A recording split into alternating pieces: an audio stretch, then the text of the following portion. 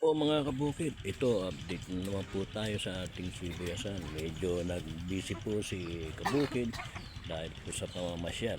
Kaya ngayon lang po tayo nakapag-video ng ating sibuyasan. Ito po yung aking biyanan. Nag-ano po siya, naglilinis ng ano, mga patanim po niya sa gilid. Ayan po mga kabukid. Ayan po. Ito, kapapatubig lang po kagabi. Ayan po. Ayan po. Ayun yung aking asawa. Magpipitas kami ng gulay puron sa bandaron. Sa gitna po nitong ating sibuyasan. Ayan po mga kabukid. Makikita nyo na po yung sibuyas natin. Ayan po makikita nyo kung ano yan. Magkakalaman po yan. Ayan po mga kabukid. Malapit na po siyang magkalaman. May mga parang jolin na po.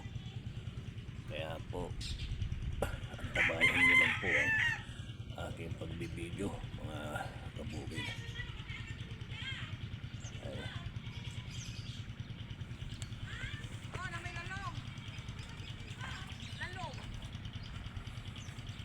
Ayan po mga kabukid. Ito po. Sa susunod po nito, yung gagamitan na po natin ng mga pampabunga. Ayan po kasi po talaga pong ayan, makikita nyo po. Ayan, talaga pong baga sa ano tawagin nila dumalaga at dumatalaga na. Alam nyo po ang dumalaga, pagkatapos nyan maglilihi na. Pagka nabigyan na natin sila ng mga pampabunga po. Ayan po, ayan. Punta po tayo dito sa ating konting gulayan. Mag-harvest po kami pang gulay po. Ayan po. Ito po wala pong problema to. Itong mga konting mga lumalabas na to. Ayan po. Habol po yan kasi po nasa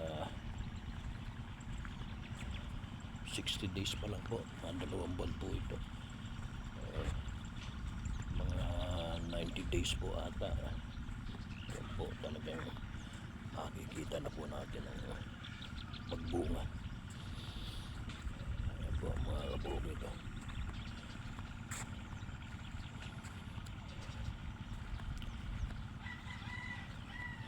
Ito po medyo nabigyan natin ng maling pagtimpla pero nakahabol naman po siya. Ayan po. Kaya po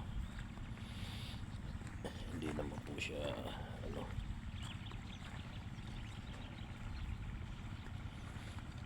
Ayan po makikita yung mga kabukid.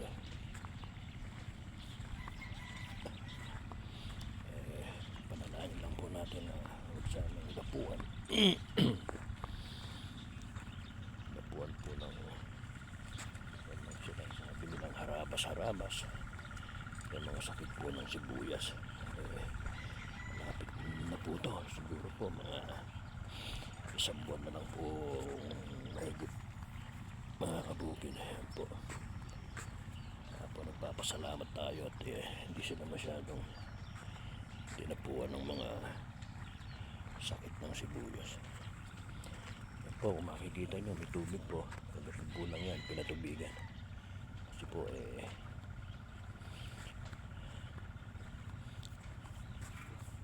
tigang na po yung lupa. Ayan po, makikita nyo po yan. Ayan o.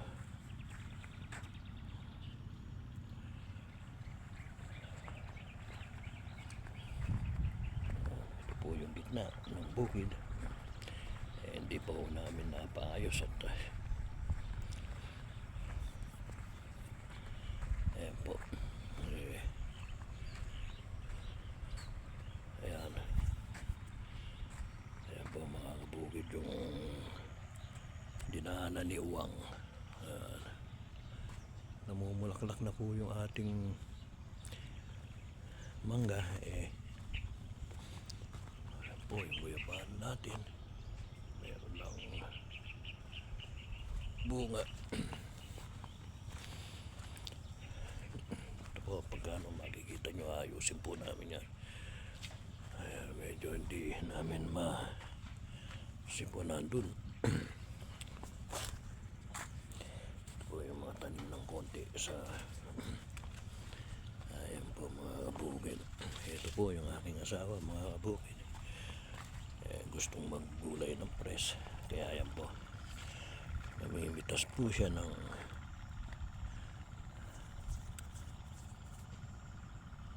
mga ano po bang tawag dito sa gulay na to. Ayan, yan ang palaya. Ayan, ito po yung konting kamatisan po natin. Ayan po, mga panggamit-gamit, pero meron pong bumibili, binibigyan din po natin sila. Ayan po, ayan, kapipitas lang po nung isang araw. Kanina ngayon meron naman po siya naka-reserve. Ayan po, ito po yung mga reserve na bunga niya.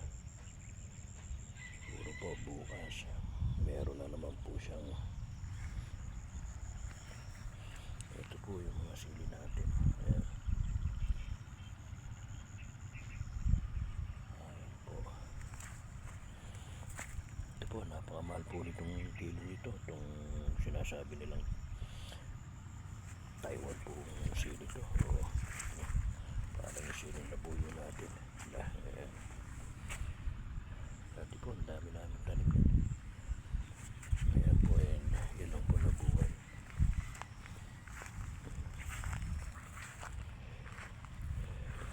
Ito din po yung ating sibuyasan, kabukid. Sa gitna po, ayan. Ayan. Ayan yung ating maisan. Medyo nalag na sila. May mga bunga na. Ayan po. Ayan po mga kabukid. Kaya po kayong magsawang manood po ng ating mga videos, mga kabukid. Ayan po. Ayan, meron na naman pong harvestin. Ready na naman po yung ayan po yung aking asawa. Ayan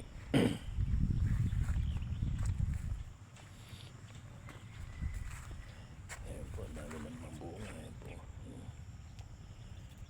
Ilang puno lang po ito.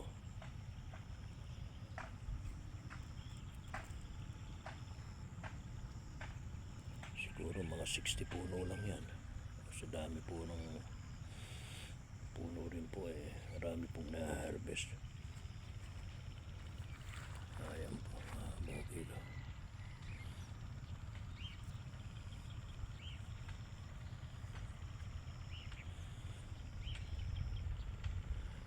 Ayan po mga kabukid, kung nasusundan niyo po yung ating videos, yan magkabila po na yan, wala pong mga tanim pa po niyan, maliliit pa po ngayon. Kita nyo, hindi nyo na makita po yung ayan po, kabila na po yan mga kabukid. Ayan, ayan po, meron din po tayo dito mga konting tanim na. Ito po yung talong, medyo napalusot lang po sila dahil po sa mga spray po na i-spray ng sibuyas. Pero ayos lang po yan. Yan po mga kabukid, na makikita yung talong natin. Nasa loob po siya. Yan po. Ayan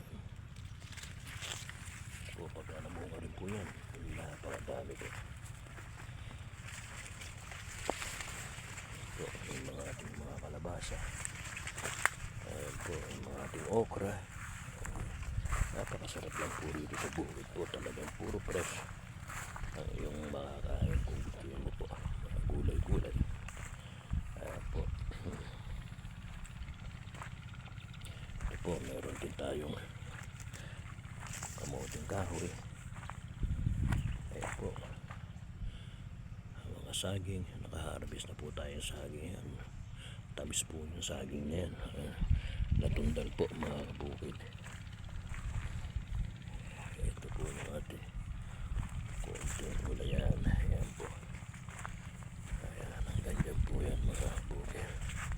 Hanggang doon po. Ayan.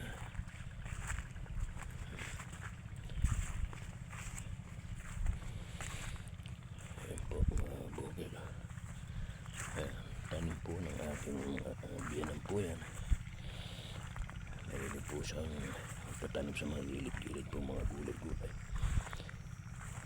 Ayan po, gumagapang na po. Ayan po, may bunga. Ayan, na-harvest na rin po sila. Harvest na po kami rito. Mga ilang piraso na po. Ang ating maisan. Sige po mga kabukid, hanggang dito na lamang po. Sana po lagi niyo pong subaybayan ang ating pagbibideo sa ating maisan at sa ating sibuyasan. Bye bye mga kabukid. See you po hanggang sa ating pag-harvest mga kabukid. Sige po, bye bye.